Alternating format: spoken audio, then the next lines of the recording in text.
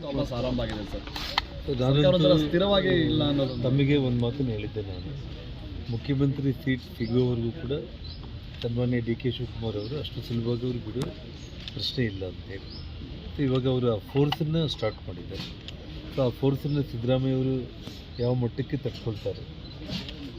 So ತಿರ್ಗಾ ಆ force DK. Shivakumar ಮೇಲೇ ಬಿದ್ದು ಸಿದ್ದರಾಮಯ್ಯ ಅವರು ಮುಂದೆಯವರಿದ್ದಾರೆ, ಅಥವಾ ಈ ಫೋರ್ಸ್ ಇನ್ನೂ ಯಾವ ಪ್ರಮಾಣದಲ್ಲಿ ದಿನೇ ದಿನೇ ಅವರು ಇದನ್ನು ಉಪಯೋಗಿಸ್ತಾರೆ ಅನ್ನೋಂಥದ್ದನ್ನು ನಾನು ಈ ಹಿಂದೆಯಿಂದ ಕೂಡ ಹೇಳ್ತಾ ಬರ್ತಾಯಿದ್ದೀನಿ. ನಾನು ಸರ್ಕಾರದ ಒಂದು ರೀತಿಯಲ್ಲಿ ಹೇಳಬೇಕಂದ್ರೆ ಆಡಳಿತ ಅನ್ನೋದು ವಿಧಾನಸೌಧದಲ್ಲಿ ಸಂಪೂರ್ಣವಾಗಿ ಯಾವುದೇ ಅಧಿಕಾರಿಗಳು ಯಾವ ಫೈಲ್ ಮುಟ್ಟಬೇಕನ್ನೋದು ಕೂಡ ಹೆದರ್ತಾ ಇದ್ದಾರೆ. ಯಾವುದೇ ಕೆಲಸ ಕಾರ್ಯಗಳು ಆಗ್ತಾಯಿಲ್ಲ. ಸೊ ಕಂಪ್ಲೀಟ್ ಒಂದು ನಿಶಬ್ದ ವಾತಾವರಣ ಮೂಡಿರುವಂಥದ್ದು. ಕೇವಲ ಅವರು ಪಕ್ಷದಲ್ಲಿ ಆ ಮುಖ್ಯಮಂತ್ರಿ ಸೀಟ್ಗಾಗಿ ಅವರು ಏನು ಗೊಂದಲಗಳು ಸೃಷ್ಟಿಯಾಗ್ತಾ ಇದೆ, ಅದರಿಂದನೇ ಇವತ್ತು ಸಂಪೂರ್ಣ ಆಡಳಿತನೇ ಕುಸಿದೋಗಿರುತ್ತೆ. ಬದಲಾವಣೆ ಆಗತ್ತಂತ ನಾನೇ ಒಂದು ಮಾತನ್ನು ಹೇಳಿದ್ದೀನಿ. ನೀವು ಕಂಪ್ನಿಲಿ ಸೀಟು ಸಿಗುವವರೆಗೂ ಕೂಡ, ಮುಖ್ಯಮಂತ್ರಿ ಸೀಟ್ ಸಿಗೋವರೆಗೂ ಕೂಡ ಡಿ.ಕೆ. ಶಿವಕುಮಾರ್ ಅವರು ಇನ್ನು ನೀವು ದಿನ ದಿನ ನೋಡ್ತಾ ಬರ್ತೀರಿ.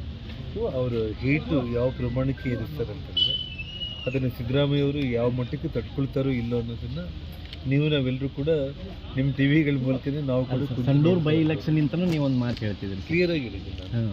ಯಾಕೆಂದರೆ ಇವಾಗ ನೋಡಿ, ಮೊನ್ನೆ ಡಿ.ಕೆ. ಶಿವಕುಮಾರ್ ಅವರೇ ಮಾಧ್ಯಮಗಳಲ್ಲಿ ತುಂಬ ಸ್ಪಷ್ಟವಾಗಿ ಹೇಳಿದ್ದಾರೆ, ನಮ್ಮಿಬ್ಬರ ನಡುವೆ ಒಪ್ಪಂದ ಆಗಿದೆ ಅಧಿಕಾರ ಹಸ್ತಾಂತರ ಆಗುವಂಥ ಒಂದು ವಿಚಾರದಲ್ಲಿ.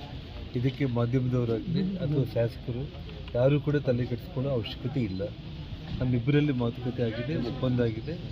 ಸಿದ್ದರಾಮಯ್ಯ ಅವರು ಮಾತು ಉಳಿಸ್ಕೊಳ್ತಾರೆ ಅನ್ನೋ ವಿಶ್ವಾಸನೂ ನಮಗಿದೆ ಅಂತ ಹೇಳಿ ಡಿ.ಕೆ. ಶಿವಕುಮಾರ್ ಹೇಳ್ತಾ ಇದ್ದಾರೆ. ಅವ್ರ ಸಹೋದರ ಸುರೇಶ್ ಅವರು ಪದೇ ಪದೇ ಹೇಳ್ತಾ ಇದ್ದಾರೆ.